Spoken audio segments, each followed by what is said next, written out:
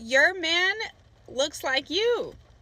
Women are the ones that make men emotional. Women are the ones that make men weak.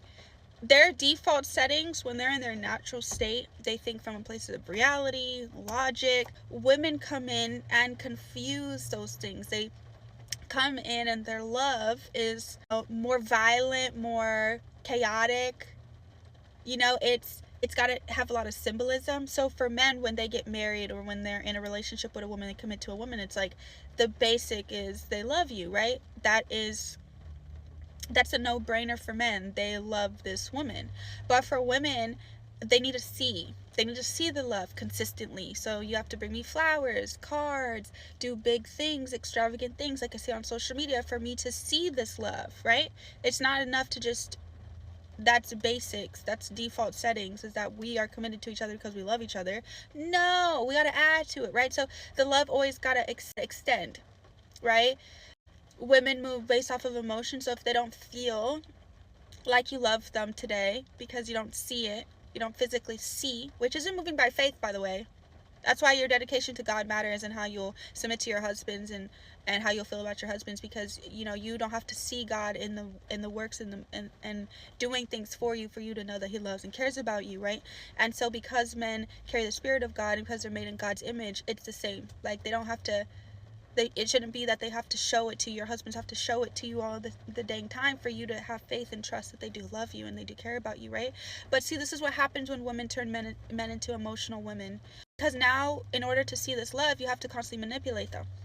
You have to manipulate, and you play a lot of mind games. Women play a lot of mind games. They need to see it constantly, so they play little mind games, malicious mind games, right? So they'll withdraw love and see if you chase it. See if you can feel that I'm being extra quiet to you today. And then if you're passive and you start withdrawing your love, you're the bad guy. For women, it's if I don't see that, you bought me something today on Valentine's Day, or you didn't go as out as you could have, even though, you have been taking me on dates, or you worked late tonight. If I don't see a symbol that you love me, and you didn't, you weren't active in doing that, then all of a sudden you must have just withdrawn all of your love and you don't care about me at all. Somehow not seeing one thing determines all of it for women, determines the whole gosh darn relationship. What happens is now you keep him in a constant state of fight or flight mode. Ooh, y'all don't want to hear this. Oh golly. You keep him in a constant state of fight or flight mode because he don't know if you're gonna leave.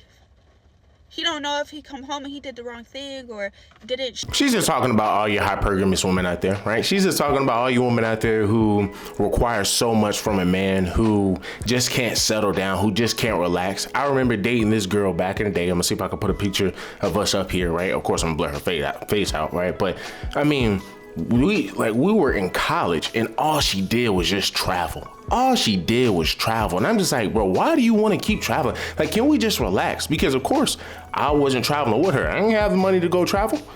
I did not have the money to go travel, right? But I was in college and I had a job, and my job was football. You out here just traveling, just doing all types of stuff. I mean, by the time you hit 30, bro, what type of experience are you going to have with the man that you may end up marrying? Right, but once again, these women are hypergamous. And a lot of women are hypergamous. A lot of women today are hypergamous. You even have sisters who are upset with men who want to take women out on coffee dates. I mean, like, how can you be so entitled that you start to tell men, who has to approach you, by the way, that, hey, well, listen, you can't take me on a coffee date. You got to take me to some nice fancy restaurant. A man asked me for coffee today after work, and I politely told him no, and then brought myself to McAllister's, where I got this croissant, this grilled chicken sandwich, and an entire bowl of broccoli cheddar soup and a Dr. Pepper for under $25. Now, I'm not going to argue with you about how you like to date, just like I don't want you to argue with me about how I like to date. But coffee is never going to be an option for me. And just like I respect your choice to coffee, respect mine to not.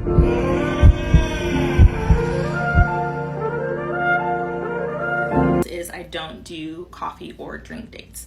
Now, I understand that some women like this or prefer this because it's a quick turnaround, 30 to 45 minutes. If you don't like him, you can get out of there.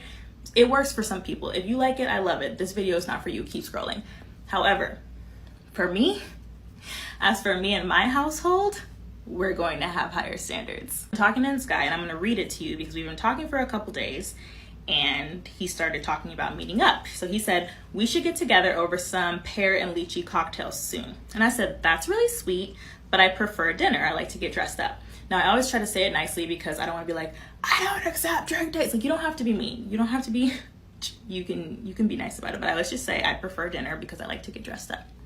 And he said, I see. What type of places do you have in mind? So I sent him a list of places that I've been like wanting to try, all sorts of different budgets, okay? It ranges from like medium to a little bit higher, all different locations around the city, so he can choose like what works for him, you know, timing and budget wise. So I sent the list of places. He says, these places sound really nice. I think it'll be fun to get to know each other over some nicer dining options. Here it comes though. But I wanted to let you know up front that if we were to meet at one of those places, I'm comfortable splitting the check. I usually will do drinks or something on the simpler end for the first meetup to see if there's a connection first. So my thing is, I don't like the coffee or drink date because they're trying to audition you. I do not accept coffee dates from men, and I just want to talk about it. I do just want to say that my reasons are just that, my own, so don't get under my comment section upset or in your feelings. So why don't I accept coffee dates? Well, besides the fact that I'm really not much of a coffee drinker, I find that coffee dates are low effort, they are cheap, and they are the biggest waste of time, honestly. So when I go on dates, I truly do like to look my best because I do believe that first impressions matter. So I really do put a lot of effort into my look, and I find that putting effort into my appearance for $5 bean juice is a waste of time. So when you ask a man, why do you like to take women out for coffee dates, they will give you a bunch of reasons, and I'm just here to tell you that they will never tell you the true reason as to why they ask women out on coffee dates. They're going to lie to you. They are going to guilt trip you by asking if you need free food, if that's why you're asking for him to take you on a proper date. Do you need free food? Are you hungry? And it's really just because they want the woman to be able to prove that she is worth. Once again, guys, women are the ones that are destroying the dating pool. Women are the ones that are messing up the dating game. And they wonder why there are a lot of tricks around here, right? Because guys are saying, man, what's the purpose of sitting over here trying so hard for these women when they're just giving the box away to certain guys that really don't even deserve it, but hey, because it's a guy that they want, but the guy don't want them, they just give the box away. But then when it comes down to a guy who really want to take her seriously, he got to sit over here and he got to take her to freaking Rude Chris. He got to sit over here and take her here. He got to pull out the chairs. He got to be your chivalrous man, even though your woman killed chivalry. And that's what she essentially is talking about, which is why you don't see many men who are gentlemen now, right? Even though most of your guys are still good men, they're just not as chivalrous as they used to be. And to make her point even stronger, here's a sister who said being a good man isn't enough. Sometimes a woman can talk her out of a relationship. You can talk, we do that. Yes, we will talk. I'm gonna say something, and this might ruffle little feathers. I don't think just being a good man is enough. So once again, guys, she's not telling a lie. She's telling a fact. She is telling a fact. But let's continue. Showcase his love today, that you're going to throw a fit, you're going to withdraw love, you're going to manipulate. He don't know if, you know, what you're doing when you're saying those comments, if you're trying to get a specific reaction out of him so that you could feel loved by him, and that's really the intent behind it. But to him, it's actually just coming off like you're criticizing me, degrading me, and emasculating me in this moment. But for you, you get upset when he gets upset because you're like, why didn't you just see that all I needed in that moment was a hug and a kiss? And so what happens is you keep in a constant state of fight or flight mode. So now he's starting to get irritable, emotional himself. He starts playing the same mind games as you, in the senses of, I'm just going to withdraw love from her then. I'm not going to give into this, so I'm going to stay distant from her. I'm going to avoid her. Even though I love her, I do love her. That's basic default settings. But I'm going to avoid her. And what this relationship dynamic really is that a woman's love can be quite chaotic.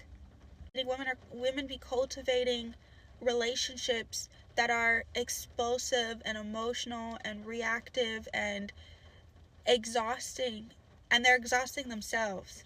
And then they leave their man when they see that their man is a direct reflection of them now. They're emotional. They don't know where to go, X, Y, and Z, where to lead, how to lead. Now they don't even know what love is anymore. They got into this relationship having a pretty good standard of what it is, but now they're questioning, like, you done said so many times to him, you don't love me, that now he's questioning, do he? Because this ain't peaceful. And then you feel rejected. You're abandoning me. It's just, this is why men, like, they have to be so careful with identifying themselves in their woman's emotions, because they will become as good as her emotional state. Become very passive and avoidant and stay in a corner as far away from you, but because he loves you, he stays there. He's there, but he can't ever be present because he's in constant fight or flight mode every time he's present, because he never knows what he's going to get from you emotionally, right? So he's got to protect himself. And when he protects himself, he's the weakest version of himself, when he's protecting himself from his own woman. When there's peace and emotions are calm, when he's with a woman who can control her emotions, she can feel something, not give in to that. She doesn't manipulate to feel loved. She has a secure attachment style. He's present. He's giving. He's safe. And then they connect, and she gets everything she actually really wants, which is his presence, his time, his love, his energy. She gets all of that naturally because she's secure in herself, that he loves her. And he came into this loving her because he chose to commit. Facts, man. Facts. And for all you sisters out there who disagree with her, or for all you sisters out there who say she is wrong, she's just pandering to men, she's this, she's that, you get the Jax special today, since you want to call yourself a queen. Dress me as queen of the show card.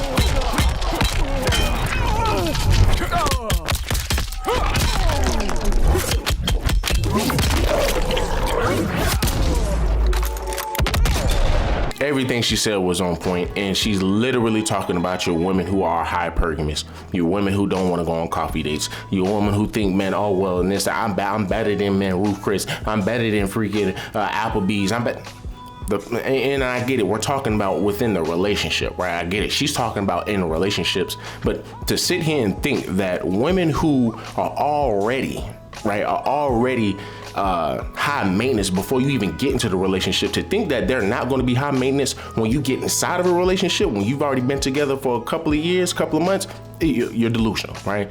You sit here and deal with a woman like that, man, if she already have super duper high standards before y'all even get into the relationship,